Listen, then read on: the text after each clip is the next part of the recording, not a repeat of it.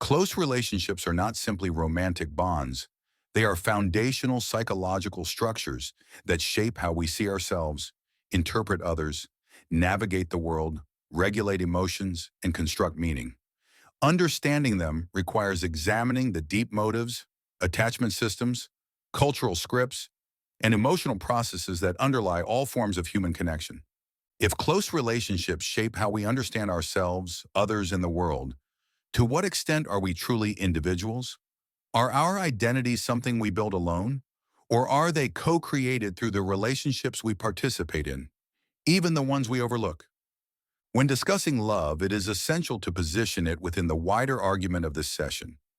Love is not merely an emotion, but a complex psychological system embedded in how humans seek connection, validation, meaning, and survival. Drawing from Sternberg's triangular model, we observe that love draws its power from the interplay of intimacy, passion, and commitment, each reflecting a different way of relating to others. Framing love this way helps students understand that love is not limited to romantic intensity. Parental love, long-standing friendships, and community bonds all express similar components.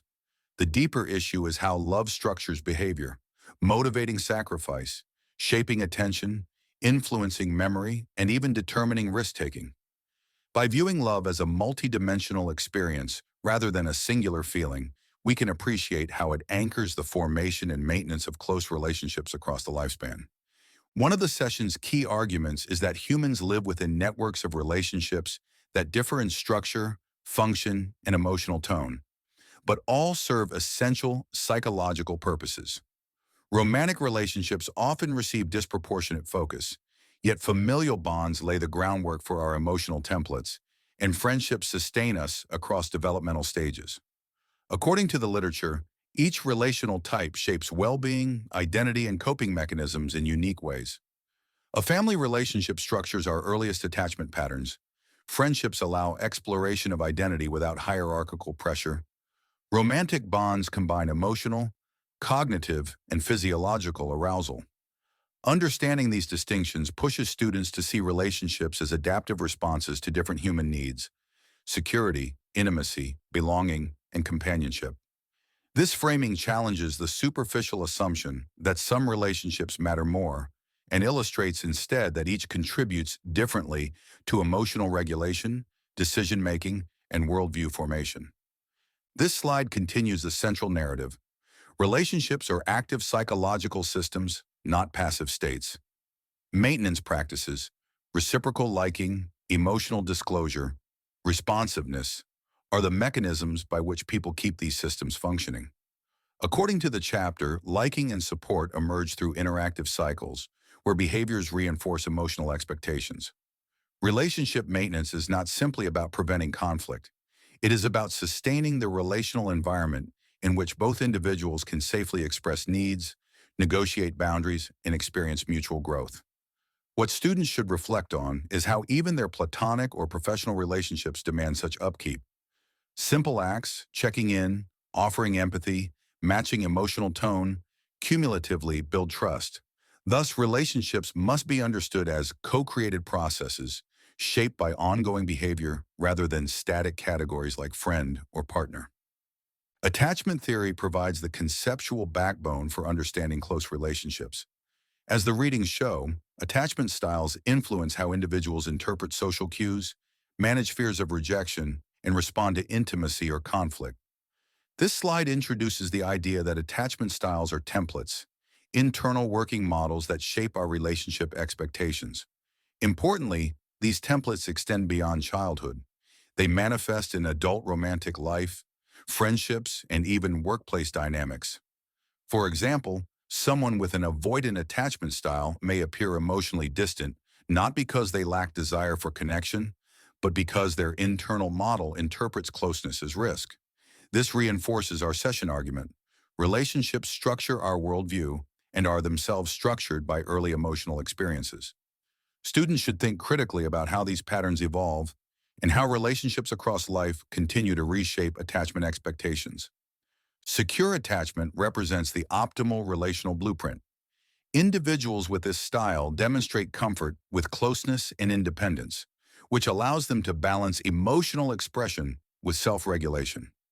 As research shows, they are more resilient during conflict, respond constructively to challenges, and form relationships grounded in trust and mutuality. From the perspective of our central argument, secure attachment is significant because it supports a worldview where others are seen as reliable and the self as worthy of love, beliefs that shape everyday interactions. These individuals often model healthier communication, support giving, and boundary setting. In broader societal interactions, securely attached individuals may contribute to more cooperative environments because their default expectation is relational safety rather than threat. Anxious attachment highlights how early relational environments can produce heightened sensitivity to cues of rejection or abandonment.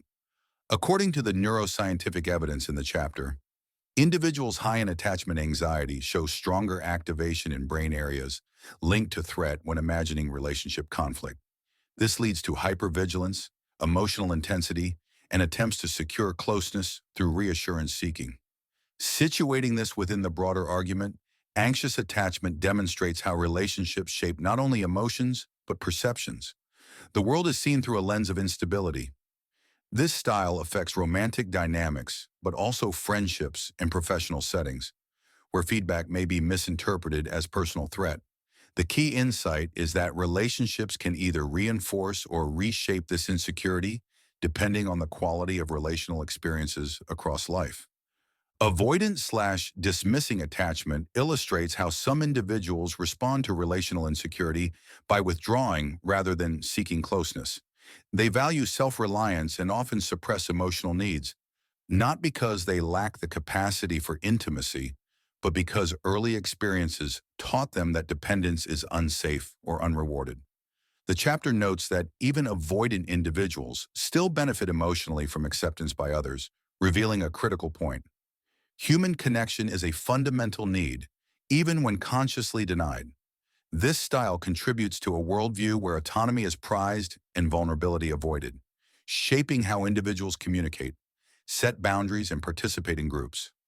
Recognizing this helps students understand that avoidant behavior is protective rather than coldness, a relational strategy shaped by earlier experiences. Fearful, avoidant attachment combines the desire for intimacy with the fear of rejection, creating internal conflict.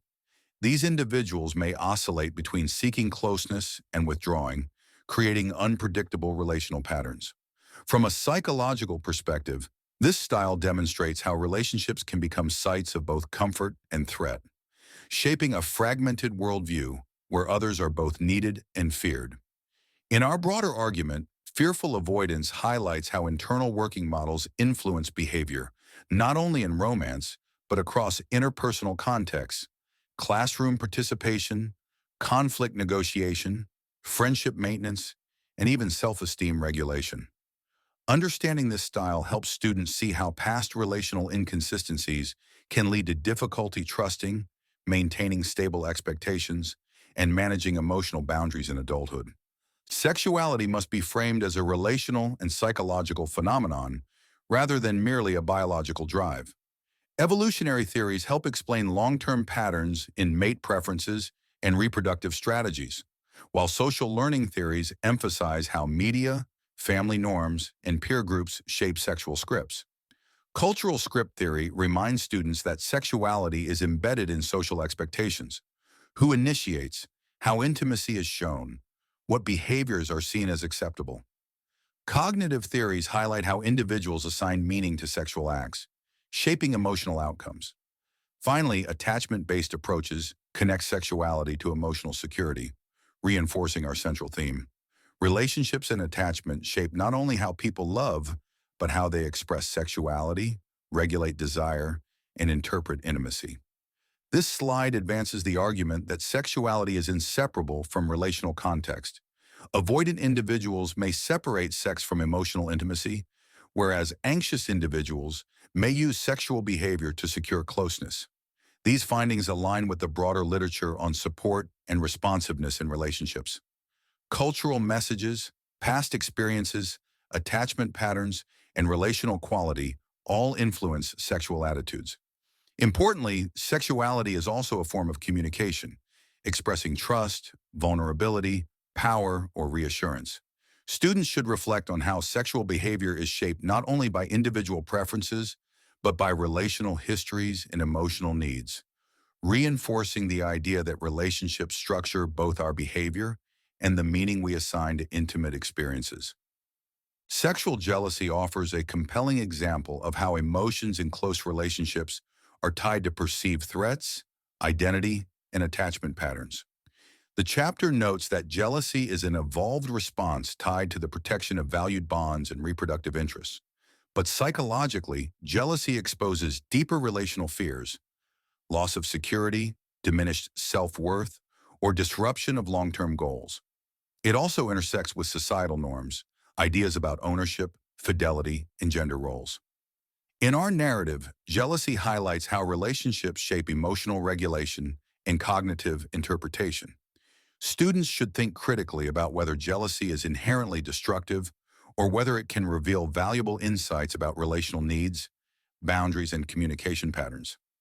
In analyzing the case, students should apply the central argument of the lecture. Every relational behavior reflects deeper psychological systems shaped by past experiences, emotional needs, and current context. Encourage students to identify not only the attachment style, but also the relational patterns. How does the person interpret closeness? How do they regulate fear or conflict? If jealousy or insecurity appears, what underlying needs are being activated? Ask students to connect the case to broader concepts like love components, maintenance behaviors, or cultural expectations. The purpose of this activity is not simply classification, but developing the ability to interpret relationship dynamics as expressions of underlying psychological structures. This slide invites students to grapple with the complexity of relational psychology. Encourage them to move beyond surface-level preferences. I like people who, I prefer partners who, and instead consider the systems underneath. For example, proximity and similarity matter because they reduce uncertainty.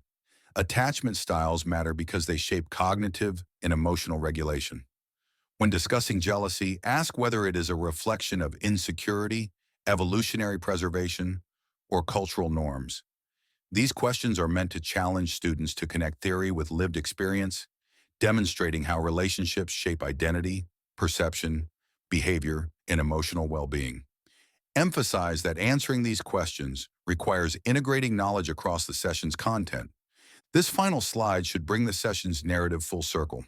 Reiterate that close relationships are not isolated emotional events, but dynamic systems embedded in human development, identity formation, and worldview construction. Whether in friendships, families, romantic partnerships, or communities, relationships structure how we understand others and ourselves. They influence emotional regulation, communication patterns, sexual attitudes, conflict responses, and patterns of jealousy.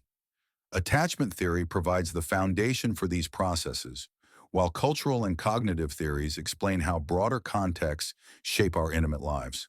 Students should leave with the understanding that to study relationships is to study human psychology itself, our fears, desires, motivations, and the frameworks through which we interpret the social world.